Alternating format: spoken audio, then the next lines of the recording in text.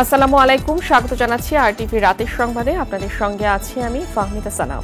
Attorney general কার্যালয়ে দুর্নীতির সব মামলা দ্রুত নিষ্পত্তির প্রস্তুতি নিয়েছে বলে জানিয়েছেন attorney general AM Amin Uddin. তিনি বলেন, দুর্নীতি রোধে সরকারি বেসরকারি সব চাকরিজীবীর সম্পদের হিসাব দেওয়ার ব্যবস্থা থাকা উচিত। অথরা ইয়াসমিনের রিপোর্ট।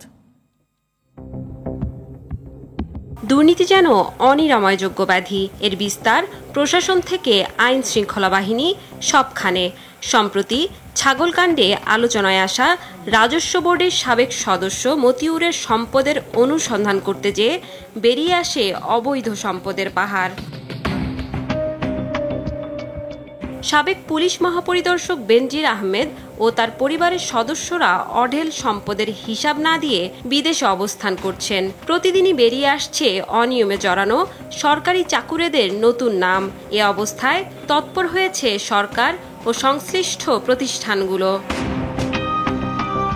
রবিবার নিজ কার্যালয়ে attorney general AM Amin Uddin জানান, দুর্নীতির মামলা দ্রুত নিষ্পত্তির প্রস্তুতি নেওয়া হয়েছে। এটা কিন্তু মুখের সাক্ষী দিয়ে প্রমাণিত হয় না, এটা কিন্তু কাগজপত্র দিয়ে প্রমাণ করতে হয় দুর্নীতিটা। এই জন্য এই কাগজপত্র নিয়ে মামলা করা একটা সময় লাগে। প্রধান আইন কর্মকর্তা হিসাবে আমি সবগুলো মামলায় আমি করবো, এবং এটা আমার তো স্ট্যান্ডিং অর্ডার আছে যে দুর্নীতির সবগুলো মামলাতেই আমি পদক্ষেপ নিব। দুর্নীতির বিরুদ্ধে সরকারের পক্ষ থেকে সবকিছুই করা হবে বলে জানান অ্যাটর্নি জেনারেল। দুর্নীতির বিরুদ্ধে যে মাননীয় প্রধানমন্ত্রী কালকে অত্যন্ত স্পষ্টভাবে এবং পরিষ্কার ভাষা বলে দিয়েছেন যে দুর্নীতিবাদ যেই হোক কোনো ছাড় দেওয়া হবে না, এবং এই অভিযান চলছে, এই অভিযান চলবে। কারো বিরুদ্ধে দুর্নীতির অভিযোগ ওঠা মাত্র তাকে গ্রেপ্তার করতে পারে দুদক। সর্বোচ্চ আদালতের এমন নির্দেশনা রয়েছে বলেও মনে করিয়ে দেন রাষ্ট্রের প্রধান আইনকর্তা। দুর্নীতি দমন কমিশন তারা কিন্তু স্বাধীনভাবে কাজ করে। অধরা ইয়াসমিন, RTV, ঢাকা। এনবিআর কর্মকর্তা মতিউর রহমানের বিষয় এবার নড়ে চড়ে বসেছে দুর্নীতি দমন কমিশন। মতিউর দম্পতির জমি জমার তথ্য চেয়ে ঢাকা সহ দেশের বিভিন্ন জেলার সাব রেজিস্ট্রি অফিসে চিঠি দিয়েছে দুদক। এই কর্মকর্তা ও তার পরিবারের জ্ঞাত আয় বহির্ভূত ক্রয়কৃত কোনো জমি আছে কিনা সেটি জানতে এ চিঠি দেয় সংস্থাটি। ঈদুল আজহার আগে মতিউর রহমানের ছেলে মুশফিকুর রহমান ইফাতের 15 লাখ টাকায় ছাগল কেনার একটি ভিডিও সামাজিক মাধ্যমে ভাইরাল হয়। এদিকে দুর্নীতির দায়ে অভিযুক্ত জাতীয় রাজস্ব বোর্ডের প্রথম সচিব কাজী আবু মাহমুদ ফয়সালকে বগুড়ায় বদলি করা হয়েছে। এ বিষয়ে প্রজ্ঞাপনে বলা হয়েছে, জনস্বার্থে জারিকৃত এ আদেশ অবিলম্বে কার্যকর হবে। একই আদেশে বগুড়া কর অঞ্চলের পরিদর্শী রেঞ্জ 1-এর অতিরিক্ত কর কমিশনার মোহাম্মদ মনিরুজ্জামানকে এনবিআর এর প্রথম সচিব কর হিসেবে বদলি করা হয়েছে।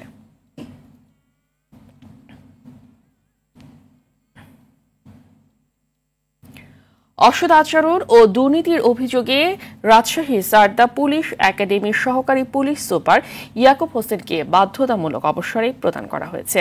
স্বরাষ্ট্র মন্ত্রণালয়ের জননিরাপত্তা বিভাগের দেয়া একটি প্রজ্ঞাপনে এই তথ্য জানানো হয়। প্রজ্ঞাপনে বলা হয়, 2019 সালে কুষ্টিয়া জেলার দায়িত্বে থাকার সময় ইয়াকুব হোসেন তার সহযোগীদের নিয়ে অসৎ উপায়ে অর্থ আত্মসাৎ করেন। তার বিরুদ্ধে নারী ও পুরুষকে একসঙ্গে নিয়ে আপত্তিকর ছবি তুলে তাদের জিম্মি করে টাকা আদায়ের অভিযোগ পাওয়া যায়। অভিযোগের সত্যতা পাওয়ায় তাকে বরখাস্ত করা হয়েছে।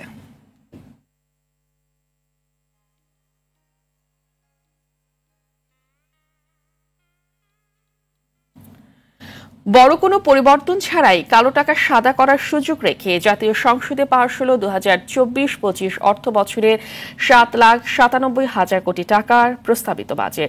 কার্যকর হবে কাল থেকে। এবার বাজেটে সংসদ সদস্যদের গাড়ি আমদানিতে 40% কর আরোপের প্রস্তাব করা হলেও তা বাতিল করা হয়।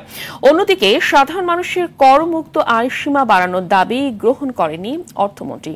সেলিম মালিকের রিপোর্ট। ডলার সংকট, খেলাপি ঋণ, অর্থ পাচার ও দুর্নীতিতে আক্রান্ত দেশের অর্থনীতি। এর সঙ্গে কমছে বেসরকারি খাতে বিনিয়োগ, আর জ্বালানির দাম বৃদ্ধি ও সংকটে বেড়েছে শিল্প উৎপাদনের খরচ।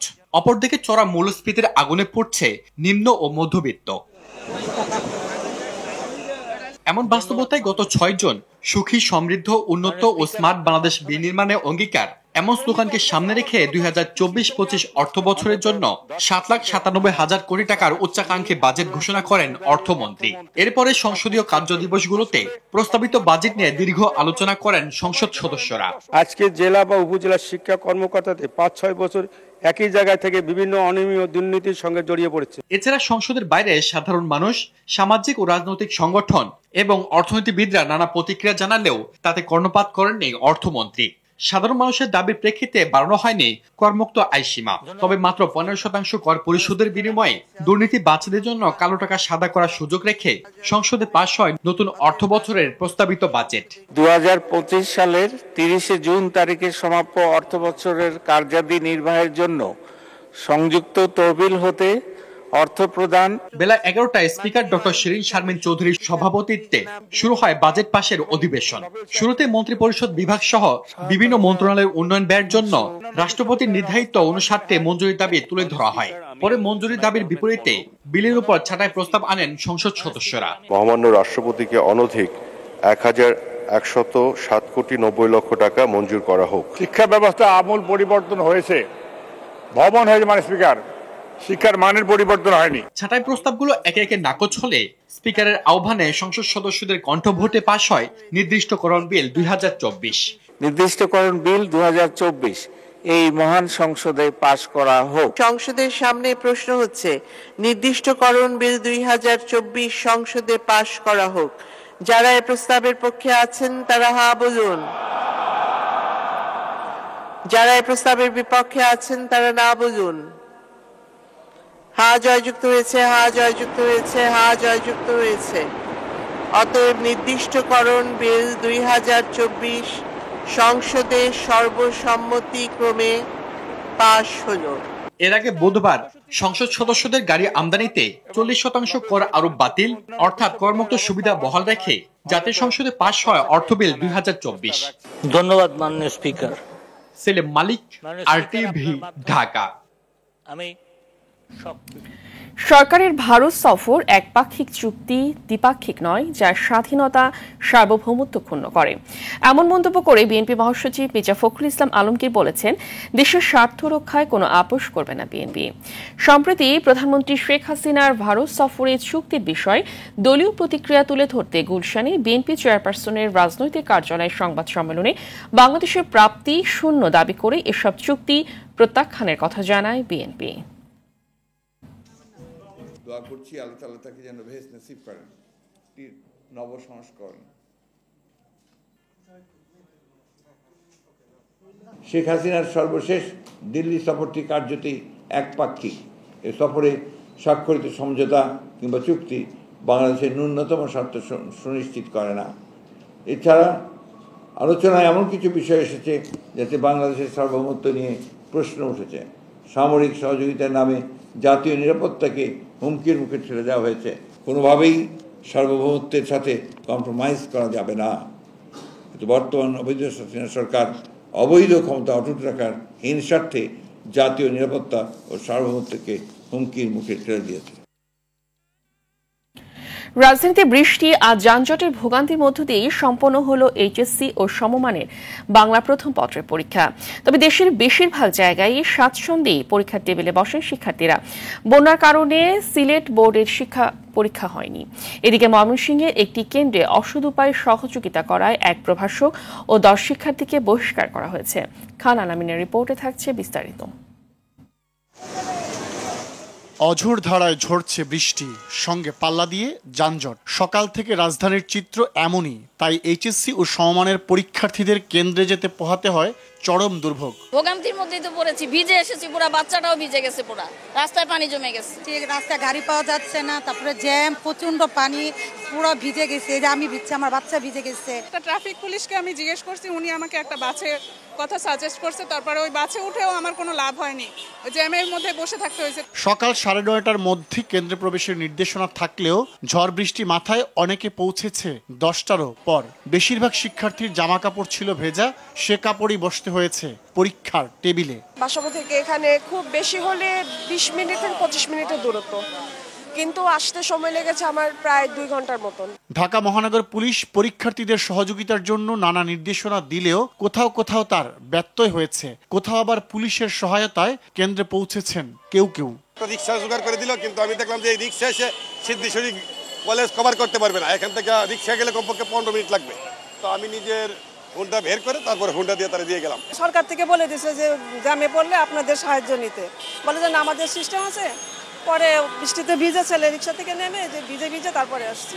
রাজধানী সহ সারা দেশেই বৃষ্টি হয়েছে, তবে গ্রামাঞ্চল কিংবা জেলা শহরগুলোতে অনেকটাই স্বাচ্ছন্দ্যে কেন্দ্রে পৌঁছেছেন পরীক্ষার্থীরা। আরো শর্ট সিলেবাসে পরীক্ষা হচ্ছে, এতে আমাদের একটু ক্ষতি তো হচ্ছেই। পরীক্ষা দেওয়ার পরে বুঝতে পারবো যে আসলে প্রশ্ন কেমন আসবে সেই অনুযায়ী। শুরুর ভোগান্তি অনেকটাই মিলিয়ে গেছে, শেষে কেন্দ্র থেকে শিক্ষার্থীরা বের হন হাসি মুখে। পরীক্ষা আলহামদুলিল্লাহ ভালো হয়েছে, পরিবেশে আশা করি বাকিগুলো ভালো হবে অনেক। আমার হয়তো একটু সমস্যা হয়েছিল, কিন্তু আমি টাইম মতো আসছি, ওরা আমাকে এক্সট্রা টাইমও দিয়েছে। আলহামদুলিল্লাহ অনেক ভালো হয়েছে, আমরা যা আশা করছিলাম তার থেকে আমরা ভালো পরীক্ষা দিতে পারছি এবং প্রশ্নটাও অনেক সহজ আসছে। বন্যার কারণে সিলেটে স্থগিত ছিল সাধারণ মাদ্রাসা ও কারিগরি বোর্ডের পরীক্ষা। আগামী 9 জুলাই নিয়মিত সূচি অনুযায়ী পরীক্ষা হবে, তবে স্থগিত 4 পরীক্ষা হবে 11 আগস্টের পর। এদিকে ময়মনসিংহের ভালুকার মাহমুদপুর সাহেরা সাফায়েত কল্যাণ কলেজ কেন্দ্রে পরীক্ষায় অসৎ উপায়ে সহযোগিতা করায় এক প্রভাষক ও 10 শিক্ষার্থীকে বহিষ্কার করা হয়েছে। সেকেন্ডে একজন শিক্ষক এবং 10 জন শিক্ষার্থীকে বহিষ্কার করার নির্দেশনা দেয়া। চলতি বছর 11 বোর্ডের অধীনে 14,50,790 জন পরীক্ষায় অংশ নিচ্ছেন। খান আলামিন, RTV, ঢাকা। দেশের উত্তর পূর্ব ও উত্তরাঞ্চলে আবারও বাড়ছে বিভিন্ন নদ নদীর পানি। সিলেটের ফেঞ্চুগঞ্জে কুশিয়ারা নদীর পানি বিপদসীমার 82 সেন্টিমিটার উপর দিয়ে প্রবাহিত হচ্ছে। তবে সুরমা সহ বিভিন্ন নদীর পানি 2 থেকে 3 সেন্টিমিটার বাড়লেও এখনও বিপদসীমার নিচ দিয়ে প্রবাহিত হচ্ছে। সুনামগঞ্জে সুরমা নদীর পানি গেল 2 দিনে 15 সেন্টিমিটার বেড়ে বিপদসীমার 57 সেন্টিমিটার নিচ দিয়ে প্রবাহিত হচ্ছে। আগে থেকে ডুবে থাকা নিচু এলাকায় অনেকে বাড়িতে ফিরতে পারছেন না। জেলা পানি উন্নয়ন বোর্ড জানায় সুনামগঞ্জে আগামী কয়েকদিন মাঝারি ও ভারী বৃষ্টির সম্ভাবনা রয়েছে, তাই স্বল্পমেয়াদী বন্যা সৃষ্টি হতে পারে। এদিকে মৌলভীবাজারের নিম্নাঞ্চলে বন্যায় জলাবদ্ধতার রূপ নিয়েছে। জেলা জুড়ি, বড়লেখা ও কুলাউড়ায় এখনও পানিবন্দী প্রায় 2.5 লাখ মানুষ। এদিকে কুড়িগ্রামেও বাড়ছে তিস্তা নদীর পানি, তবে এখনও বন্যা পরিস্থিতি সৃষ্টি হয়নি।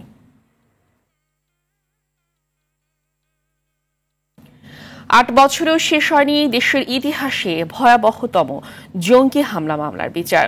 গুলশানের হলি আর্টিজান বেকারিতে জঙ্গি হামলা মামলায় হাইকোর্টে আমৃত্যু কারাদণ্ডপ্রাপ্ত 7 আসামির সাজা বাড়ানোর বিষয়ে পূর্ণাঙ্গ রায় পাওয়ার পর সিদ্ধান্ত নেওয়া হবে বলে জানান attorney general AM Amin Uddin. অপরাধের ধরন অনুযায়ী আসামিদের মৃত্যুদণ্ড যথার্থ ছিল বলে মনে করেন তিনি। আরও জানাচ্ছেন অধরা ইয়াসমিন। 2016 সালের 1 জুলাই রাতে যেন নরক নেমে এসেছিল রাজধানীর গুলশানের হলি আর্টিজান বেকারিতে। দেশের ইতিহাসের ভয়াবহ ওই জঙ্গি হামলায় 17 বিদেশি সহ প্রাণ হারান 22 জন। সেনা অভিযানে নিহত হয় হলি আর্টিজান হামলার প্রধান পরিকল্পনাকারী তামিম চৌধুরী সহ 8 জঙ্গি। পরে গ্রেপ্তার করা হয় আরও 8 জনকে। 2019 সালের 27 ডিসেম্বর ঢাকার সন্ত্রাস বিরোধী বিশেষ ট্রাইব্যুনাল 7 জঙ্গিকে মৃত্যুদণ্ড ও 1 জনকে খালাস দেন। রায়ের বিরুদ্ধে আপিল করেন আসামিরা। গেল 30 অক্টোবর হাইকোর্ট মৃত্যুদণ্ড পাওয়া 7 জঙ্গির সাজা কমিয়ে আমৃত্যু কারাদণ্ড দেন। ঘটনার প্রেক্ষিতে একটা মামলা হয়, সেই মামলায় তাদের যে মদতদাতা ও সহায়তাকারী তাদের 7 জনেরই ফাঁসি দেওয়া হয়েছিল বিচারিক আদালতে। সেই বিচারিক আদালতের ফাঁসির আদেশটার বিরুদ্ধে আমাদের ফৌজদারি কার্যবিধি অনুযায়ী এখানে মৃত্যুদণ্ডের বিরুদ্ধে কনফার্মেশনের জন্য মামলাটা হয়। সেই মামলা শুনানি করে এবং ওদেরও আপিল হয়, দুটো একসাথে শুনানি হয়।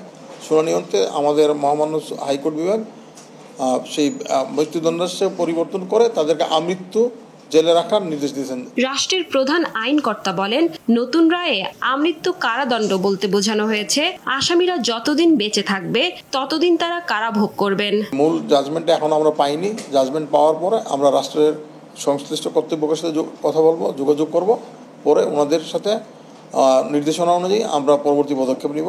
নব্য জেএমবি ঢাকার কূটনৈতিক পাড়ায় হামলা চালিয়ে নিজেদের শক্তি সামর্থ্যের জানান দিতে চেয়েছিল বলে পুলিশের তদন্তে উঠে আসে। সম্পূর্ণ নিরীহ কতগুলো মানুষকে, নিরপরাধ মানুষকে তারা হত্যা করেছে এই ধর্মের নামে। অধরা ইয়াসমিন, RTV, ঢাকা। বিমা ব্যবসায় নতুনত্ব আনার পাশাপাশি সামাজিক দায়িত্ব পালনে ন্যাশনাল লাইফ প্রতিশ্রুতিবদ্ধ বলে জানিয়েছেন কোম্পানির চেয়ারম্যান আলহাজ মোর্শেদ আলম এমপি। সকালে কোম্পানির ৩৯তম বার্ষিক সাধারণ সভায় তিনি সভাপতিত্ব করেন।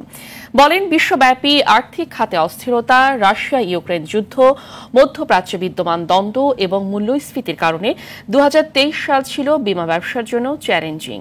এ অবস্থায় দক্ষ ব্যবস্থাপনায় যথাযথ কর্মপরিকল্পনা প্রণয়ন ও সর্বোত্তম গ্রাহক সেবার মাধ্যমে ২০২৩ ও ২৪ সালে ন্যাশনাল লাইফ বিমা খাতে সর্বাধিক ব্যবসা অর্জন করতে সক্ষম হয়। চলতি বছর কোম্পানির ব্যবসা ২০০০ কোটির মাইল ফলক অতিক্রম করবে বলেও আশা করছেন মোর্শেদ আলম। এ সময় ন্যাশনাল লাইফ ইন্স্যুরেন্সের এমডি ও সিইও মোহাম্মদ কাজিম উদ্দিন উপস্থিত ছিলেন। সরকারের নিয়ম নীতি পালনে আমরা বদ্ধপরিকর, যার কারণে বিমা শিল্পের ন্যাশনাল লাইফের স্বতন্ত্রতা, সুনাম ও সুখ্যাতি এবং গ্রাহকের আস্থা অত্যন্ত সন্তোষজনক পর্যায়ে রয়েছে। ন্যাশনাল লাইফ সবসময় গ্রাহকের বিমা দাবি পরিশোধে সর্বাধিক গুরুত্ব প্রদান করে আসছে। যথাসময়ে দাবি পরিশোধের ফলেই কোম্পানির ব্যবসায়িক সাফল্য অর্জন সহজতর হয়েছে। কাল থেকে সর্বাত্মক কর্মবিরতি যেতে যাচ্ছে দেশের পাবলিক বিশ্ববিদ্যালয়গুলোর শিক্ষকরা। সার্বজনীন পেনশন স্কিম প্রত্যয় বাতিলের দাবিতে এই কর্মসূচির ঘোষণা তাদের। প্রত্যয় স্কিম বাতিল করে সুপার গ্রেড অনুযায়ী অবসরোত্তর পেনশন চান তারা। এদিকে প্রত্যয় স্কিম বাতিলের দাবিতে কর্মবিরতিতে যাচ্ছে বিশ্ববিদ্যালয়ের কর্মকর্তা কর্মচারীরাও। সুফিয়ান ফারাবির রিপোর্টে থাকছে বিস্তারিত। অর্থ মন্ত্রণালয়ের জারি করা প্রজ্ঞাপন অনুযায়ী এখন থেকে প্রত্যয় স্কিমে পেনশন পাবেন পাবলিক বিশ্ববিদ্যালয়ের শিক্ষক সহ সব স্বায়ত্তশাসিত প্রতিষ্ঠানের কর্মকর্তা ও কর্মচারীরা। ঘোষণা অনুযায়ী ১ জুলাই থেকে যোগদান করা শিক্ষক, কর্মকর্তা ও কর্মচারীদের মূল বেতনের ১০% কেটে নেওয়া হবে পেনশনের জন্য। একই সঙ্গে পূর্ণাঙ্গ সরকারি প্রতিষ্ঠানের কর্মকর্তা কর্মচারীদের মতো এককালীন টাকা পাবেন না স্বায়ত্তশাসিত প্রতিষ্ঠানের কর্মকর্তা ও কর্মচারীরা। একে চরম অপমানজনক ও বৈষম্যমূলক আখ্যা দিয়ে সরকারের এমন সিদ্ধান্তের বিরুদ্ধে ধারাবাহিক আন্দোলনের অংশ হিসেবে সর্বাত্মক কর্মবিরতিতে যাচ্ছেন পাবলিক বিশ্ববিদ্যালয়ের শিক্ষকরা। সরকারি সিস্টেমে পেনশন পাবো, কিন্তু যারা এই ১ জুলাই থেকে এখানে জয়েন করবে তারা কোনো সরকারি পেনশন পাবেন না। তাদেরকে তাদের বেতন থেকে প্রত্যেক মাসে 10% জমা দিতে হবে। যদি আমরা নতুন কোনো পেনশনের জন্য দাবি করি তখন হয়তো কোনো নতুন পেনশন স্কিম আসতে পারে। যেখানে আমাদের কোনো দাবি ছিল না, আমরা যেটাতে সন্তুষ্ট আছি সেটাই বাদ দিয়ে নতুন একটা স্কিম করা, সেটি আসলে গ্রহণযোগ্য না। আমরা এখনো আশা করি সরকার অনতিবিলম্বে এই যৌক্তিক দাবি মেনে নেবেন, যাতে আমরা ক্লাসে ফিরে যেতে পারি। প্রজ্ঞাপন অনুযায়ী একই নিয়ম অনুসরণ করা হবে বিশ্ববিদ্যালয়ের কর্মকর্তা কর্মচারীদের ক্ষেত্রেও, তবে তা বাস্তবায়ন করতে দেয়া হবে না বলে হুঁশিয়ারি দিয়েছেন কর্মকর্তা কর্মচারী সংগঠনের নেতারা। যেই সুবিধা আমাদের জাতির পিতা বঙ্গবন্ধু দিয়ে গেছে সেই সুবিধা অন্য কেউ কর্তন করতে পারে বলে আমরা বিশ্বাস করি না। ১ জুলাই থেকে লাগাতার কর্মসূচি দিয়ে ঢাকা বিশ্ববিদ্যালয়কে অচল করে দেওয়ার জন্য আমরা প্রস্তুত রয়েছি। এদিকে সবার অংশগ্রহণ নিশ্চিত না হওয়ায় শিক্ষক ও কর্মকর্তা কর্মচারী সংগঠনগুলোর এমন কর্মসূচি বাস্তবায়ন হবে কিনা তা নিয়ে সংশয় রয়েছে অনেকের। সুফিয়ান ফারাবি, RTV, ঢাকা। সার্বজনীন পেনশন নিয়ে বিশ্ববিদ্যালয় শিক্ষকদের আন্দোলনের বিষয়ে শিক্ষা মন্ত্রণালয় পর্যবেক্ষণ করছে বলে জানিয়েছেন শিক্ষামন্ত্রী মহিবুল হাসান চৌধুরী নওফেল। বিকেলে আন্তর্জাতিক মাতৃভাষা ইনস্টিটিউটে HSC পরীক্ষার বিষয়ে সংবাদ সম্মেলনে মন্ত্রী বলেন, যদি আগামীকাল থেকে বিশ্ববিদ্যালয়ের পাঠদানে অচলাবস্থা শুরু হয়, পরিস্থিতি বিবেচনা করে ব্যবস্থা নেওয়া হবে। এদিকে পরীক্ষার সময় পরিবর্তন নিয়ে অভিভাবক ও শিক্ষার্থীদের দাবি নাকচ করে শিক্ষামন্ত্রী জানিয়েছেন, কেবল রাজধানীর সমস্যার জন্য সারা দেশের পরীক্ষার সময় পরিবর্তন যৌক্তিক নয়। HSC ও সমমানের পরীক্ষা আগামী বছর থেকে এপ্রিল মাসে শুরু করার আশ্বাস দেন নওফেল। শিক্ষকদের বিষয়ে এই আলোচনাটি আমরা আবারও সেটা পর্যালোচনা করে দেখা যায় কিনা সেটা নিয়ে ভবিষ্যতে আলোচনা হতে পারে। তবে সরকারি যে সিদ্ধান্ত সেটা কিন্তু আমরা শুধুমাত্র বিশ্ববিদ্যালয়ের জন্য কিন্তু নয়, সকল স্বায়ত্তশাসিত প্রতিষ্ঠানের জন্য তাদের যে পেনশন স্কিম সেটা সরকারি পেনশন স্কিমে থাকবে না, সেটাই হচ্ছে সিদ্ধান্ত। তো সেক্ষেত্রে বিশ্ববিদ্যালয়ের জন্য আলাদা কিছু করতে হলে কিন্তু সেইভাবে করে অর্থ মন্ত্রণালয়ের সাথে আলোচনা করে একটা আলাদা উপায় বের করতে হবে। কিন্তু যেই সিদ্ধান্তটা বর্তমানে বিদ্যমান আছে সেটা আসলে শুধু বিশ্ববিদ্যালয়ের জন্য নয়, সকলের জন্যই প্রযোজ্য। প্রবল বৃষ্টিতে বিপর্যস্ত হয়ে পড়েছে ভারতের রাজধানী। দেখা দিয়েছে জলাবদ্ধতা। বৃষ্টিতে বিপর্যস্ত দিল্লিতে এখন পর্যন্ত 11 জনের মৃত্যু হয়েছে বলে জানাইছে দেশটির গণমাধ্যম। এরই মধ্যে রবি ও সোমবার আরও বৃষ্টিপাতের আশঙ্কায় কমলা সতর্কতা জারি করেছে দেশটির আবহাওয়া অধিদপ্তর। দেশটির হিমাচল প্রদেশ, উত্তরাখণ্ড, পাঞ্জাব, হরিয়ানা, চণ্ডীগড়, উত্তরপ্রদেশ, মধ্যপ্রদেশ ও রাজস্থানে 3 জুলাই পর্যন্ত ভারী বৃষ্টির পূর্বাভাস দেওয়া হয়েছে। উত্তর ও মধ্য ভারতের রাজ্যগুলোতেও আগামী দিনে বৃষ্টির পরিমাণ আরও বাড়বে বলে জানিয়েছে দেশটির আবহাওয়া বিভাগ। বিশ্বমঞ্চে বড় দল হওয়ার সুযোগ থাকলেও প্রত্যাশিত জায়গায় নেই বাংলাদেশ জাতীয় ক্রিকেট দল। গেল 2 যুগে দেশের ক্রিকেটের প্রত্যাশিত উন্নতি না হওয়ার পিছনে সবারই দায় আছে। সেই সাথে একজন ক্রিকেটারের জানতে হবে কোথায় তার থামতে হবে, তার বড় উদাহরণ তৈরি করেছে রোহিত শর্মা ও বিরাট কোহলি। আরটিভির সাথে একান্ত আলাপচারিতায় এসব কথা বলেছেন জাতীয় দলের সাবেক ক্রিকেটার জাভেদ ওমর বেলি। বিস্তারিত মাহফুজুল ইসলামের রিপোর্টে। বিশ্বকাপ খেলে বাংলাদেশ, সেই বয়সটাও হয়েছে 24। ব্যর্থতার নানান গল্প রচনা করে বহুবার বিমানবন্দরের এই ফটক দিয়ে মাথা নিচু করে বেরিয়েছে জাতীয় ক্রিকেট দল। তবে অতীতে ব্যর্থতাকে সঙ্গী করে দেশে ফেরার সাথে এবারের ফেরায় বড় এক পার্থক্য স্পষ্ট। দীর্ঘ সময়ের ক্রিকেট ইতিহাসে বড় সাফল্য অধরা শান্তদের প্রজন্মের কাছে এই জাতির প্রত্যাশাটা ছিল বেশ বড়। একা প্লেয়ারদের দোষ দিলে হবে না, এখানে এই দায়বদ্ধতা সবাইকে নিতে হবে। কি আমাদের ওই প্ল্যান ছিল না কি আমরা 5 বছর পর হোক না চ্যাম্পিয়ন না হয় আইসিসি ইভেন্টে, কিন্তু আমরা কোথায় দেখতে চাই দলকে, 6 নম্বর হিসেবে দলে দেখতে চাই। আমরা কিন্তু ওই 9-10 নম্বরে থাকছি, হয়তো 8 নম্বরে গিয়েছি ম্যাক্সিমাম, কোয়ালিফাই করতে হয় নাই অনেক জায়গায়। বাট ওই একটা জায়গায় আমার মনে হয় বাংলাদেশ যদি 4-5 নম্বরে থাকতো কোনো এই 12-14 বছরে, তাহলে এটা বড় একটা অ্যাচিভমেন্ট হতো। বিশ্বকাপের ট্রফি হাতে উঁচিয়ে বীরের বেশে সম্মানের সাথে ক্রিকেটের শর্টার ফরম্যাটকে বিদায় বলেছেন রোহিত শর্মা ও বিরাট কোহলি, যা কিনা ক্রিকেট ইতিহাসে বিরল। তারা যখন এই টাইপের সুযোগ আসে ওরা হাতছাড়া করে না, কেন ওদের আফসোসের কিছু থাকে না। আর আমাদের সাবকন্টিনেন্টের প্লেয়ার মানে স্পেশালি বাংলাদেশের প্লেয়ার যদি বলেন আফসোস থাকে এই ওয়ার্ল্ড কাপটা খেলতে পারতাম, কেন আগের 2টা ওয়ার্ল্ড কাপ খেলি নেই, তখন ও ম্যাক্সিমাম ট্রাই করে। আবার তার আরেকটা ব্যাপার আছে, তার পিছনে যে থাকে সেও এত ভালো থাকে না আমাদের বাংলাদেশে, কিন্তু বিরাট কোহলির থেকে যে পিছনে থাকে ও কিন্তু 19-20 থাকে। বিশ্বকাপে বাংলাদেশের ধারাবাহিক ব্যর্থতা আর দীর্ঘ সময়ে বড় কোনো আইসিসি ট্রফি জয় না করতে পারাও দেশের ক্রিকেটের জন্য অশনি সংকেত। আমাদের বিপিএল বলেন। মাহফুজুল ইসলাম, আরটিভি, ঢাকা। রাতের সংবাদ এই পর্যন্ত। সর্বশেষ সংবাদ জানতে যে কোনো মোবাইল ফোন থেকে 2414 নম্বরে ডায়াল করুন। ধন্যবাদ সবাইকে।